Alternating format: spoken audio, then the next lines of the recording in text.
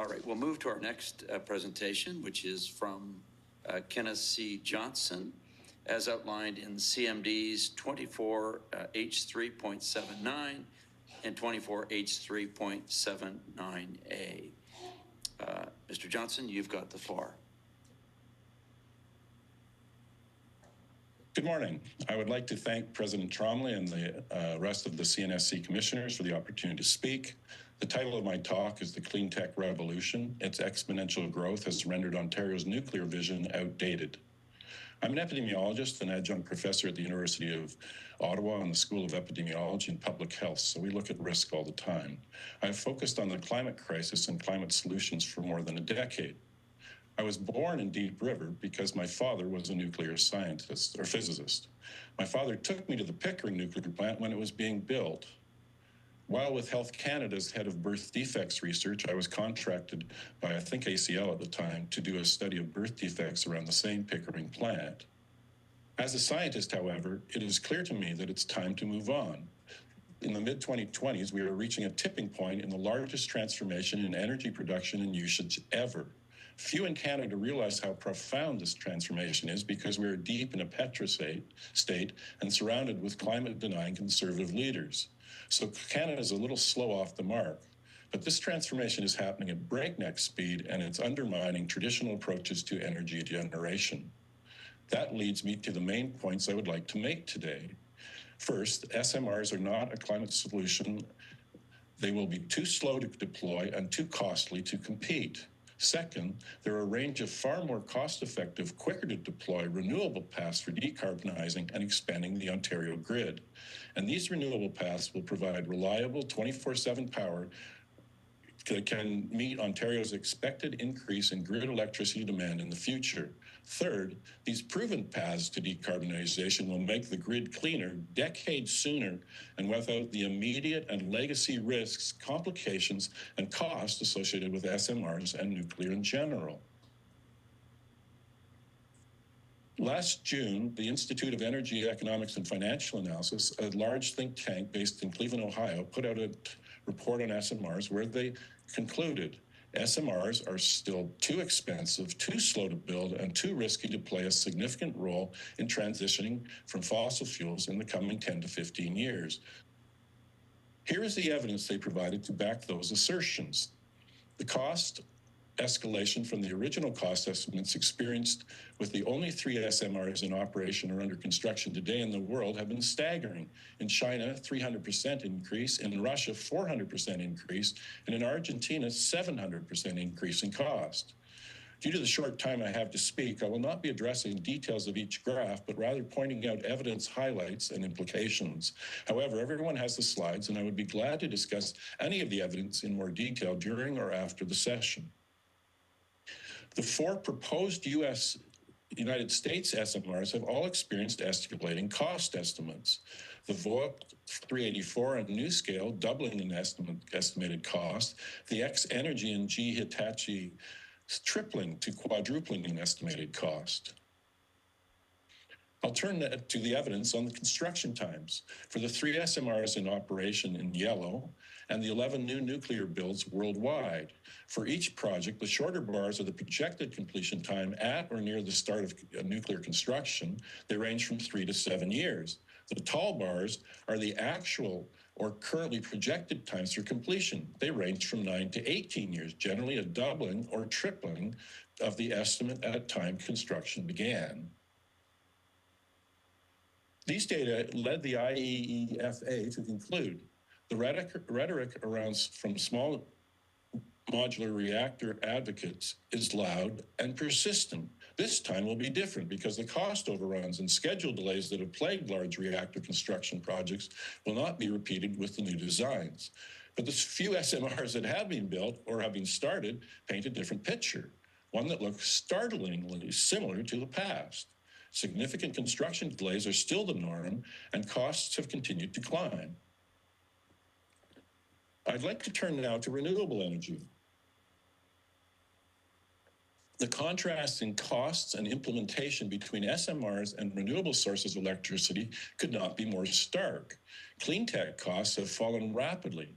Over the last decade, offshore wind costs have dropped 70%, onshore wind 60%, solar 76%, and battery costs 79%. Onshore wind and solar are now competitive with just the marginal costs of generating electricity with fossil fuel. These cost reductions have led to exponential growth in yearly renewable sales. Global solar generation has been doubling every 2 to 3 years, and battery storage every year. Through the rest of this decade, the growth in Cleantech sales is projected to accelerate at a remarkable rate. Sales per year for solar in 2030 are projected to be at least 3 times what they were in the bumper year of 2024, and battery sales are projected to be 5 to 8-fold the sales in 2024. The favorable economics of Cleantech are reflected in the fact that 96% of new U.S. grid capacity in 2024 was clean, renewable power. Here's a very exciting example of what's possible. Since March 2024, there have been 100 days in California where wind, water, and solar have provided all of the grid energy, electricity for the state at some point in the day. This slide shows May 25th, 2024. I don't know if people remember where they were that day, but wind, water, and solar provided all the grid energy between 8 a.m. and 6 p.m. Not bad, considering California is the 5th largest economy in the world and may soon be a Canadian province. So here's the crux of the matter. Ontario has a range of electricity options, the lowest cost being energy efficiency, the first bar on the left. Next, a range of renewable options, solar, wind, batteries, and nuclear rebuilds. Finally, gas peaker and nuclear being the most expensive on the right at 22.7 and 24.4 cents per kilowatt hour. How many of the 5.5 million Ontario households will choose 24 cent per kilowatt hour electricity from gas peaker and SMRs over 8 to 12 cent per kilowatt hour energy from renewables? And how many of the 700,000 Ontario businesses would choose 24% over 8 to 12% electricity? And with a show of hands, how many of the esteemed commissioners and tenacious technical staff that are present there today would choose the more expensive option? No hands up. Now that's exactly what my preliminary modeling suggested would be the case. Because nuclear takes so long to build or refurbish, gas peaker plants will increasingly be filling in the electrical demand gap. By 2030, we had gas use down to 4% in 2017, but by 2030, it's estimated that Ontario will be using 25% of the electricity in Ontario will be provided by fossil gas. This is simply unacceptable and irresponsible at a time when there is an unfolding climate catastrophe, and unacceptable at a time when Canada is committed to reducing greenhouse gas emissions by 40% by 2030. Furthermore, results of recent satellite monitoring of methane releases in the production and distribution of natural gas demonstrate that natural gas peaker plants are often worse for the climate than coal was. Here are 5 examples of how renewables in Ontario could be utilized to help meet the expected increase in electrical grid demand with dependable 24/7 power without new nuclear or an expansion of gas peaker plant use. Number 1, let's start with the cheapest option, energy efficiency. A switch to heat pumps in the 450,000 electric baseboard heated Ontario homes would reduce their electricity costs on average by $2,000 per year. As well, GHG pollution would be reduced and there would be an increase in GDP of $16 to $18 billion. Finally, the initiative would create 100,000 person years of employment and be distributed well across the province. Number 2, Quebec has offered long-term contracts for electricity to Ontario at 5.3 cents per kilowatt hour. Not bad. Quebec's Northern Hydro Dam system is perhaps the largest, cheapest hydro storage source in the world. Ontario has 5 existing transmission interconnection corridors to Quebec. Number 3, to address renewable intermittency, Ontario could have utilized the Quebec Northern Hydro Dam system as cheap storage for Ontario excess renewable production, as Quebec is currently doing with their wind projects. Number 4, Ontario could recontract with expiring wind and solar contracts by 2035. This could provide an additional 15 terawatts of power available on the grid. Ontario could develop its vast offshore wind resources. In 2008, Ontario contracted the Helix Corporation to examine the potential for Ontario Great Lakes offshore wind farms. The report proposed 64 effective sites for wind parks, 5 to 10 kilometers offshore, that can meet all of Ontario's increased electrical demand. In conclusion, it's time for a renewables future in Ontario. Nuclear is not a climate solution, too slow, too expensive, with unique risks, as we're discussing for days here. The exponential growth of renewables has rendered Ontario's nuclear vision outdated. 3, there are significant opportunity and climate costs to pursuing an SMR gas peaker vision. 4, there are a range of far more cost-effective renewable paths for decarbonizing and expanding the Ontario grid with reliable 24/7 power to meet Ontario's expected increase in grid electricity demand. Thank you very much for your attention and letting me run over a minute or two. Thank you, Mr. Johnson, for the very interesting presentation. I'll turn the floor over for questions, and we'll start with Commission Member Berube. Yes, thank you, Dr. Johnson, for that outstanding review. It's probably one of the best I've seen in this particular field for a couple of years. So I want to thank you for pulling that information together, making it as succinct as possible. Unfortunately, one of the problems we have with the Commission is we do not have a mandate for economics. And so we have to focus on safety, security, protection of the environment, protection of people. So I'm gonna refer to your written summary here. And you refer to a report on small modular reactors, and the title, I think, is still too expensive, too slow, and too risky. Could you summarize the risky aspects of that report? I have not personally read it. Maybe you can give us some insights as to why you believe that might be the case. Well, the concerns, of course, are everything to do with uranium mining, running of nuclear plants, and, of course, dealing with the waste, which has a very long legacy and, as you know, has been challenging for the nuclear industry all over the world to find appropriate solutions. And I think the very fact that we're having this commission, right, this Canadian Safety Commission right now is and all the input on it is a good indication that we just don't have a Canadian Renewable Energy Safety Commission because we don't need one. It's evident we don't have long-term legacy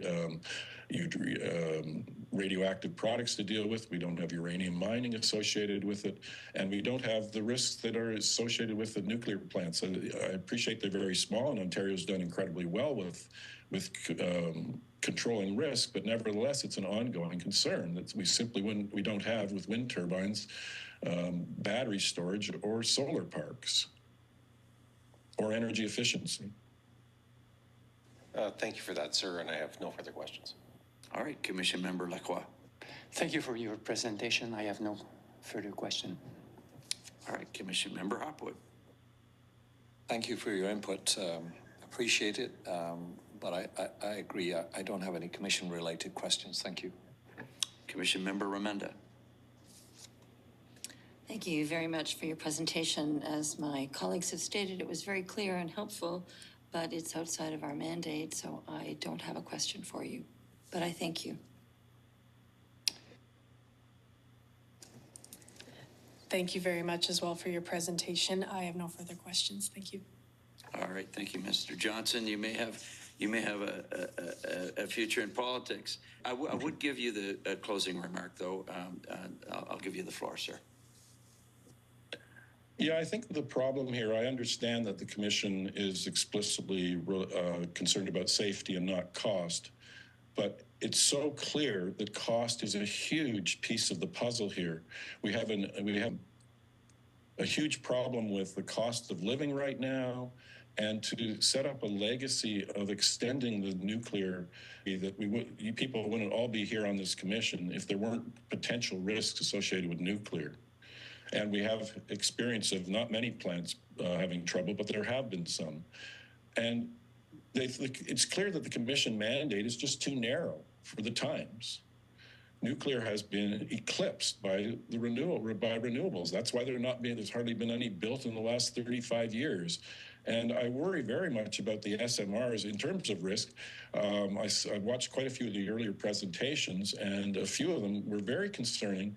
I was surprised that no one could give an immediate answer to why, for example, when the BX300 reduce the amount of safety systems significantly. No one could give a very direct answer. It said it was all about the modeling, and it wasn't about, well, this is how we do it. It's just not immediately known, and it should be immediately obvious. We shouldn't have to go to GE Hitachi to find out what the answer is if you're the Nuclear Safety Commission. Secondly, if you really are worried about risk of the Ontario people, you need to be dealing with what is the least risky option for energy generation going forward from 2025. And I think we can all agree that renewables, not nuclear, are simply safer. And as Jack Gibbons pointed out, if renewables are half the price and are safer, it's the responsibility of CNSC, because they're safer, to be recommending them. And that would be my final comment. Thank you very much for your attention. I know I'm outvoted here by the many presentations. There's an awful lot of people who think it's the greatest thing, but it just doesn't make sense. All right, Mr. Johnson, I really appreciate your presentation and your remarks. Thank you very much. Thank you for the attention. I hope you take it into consideration.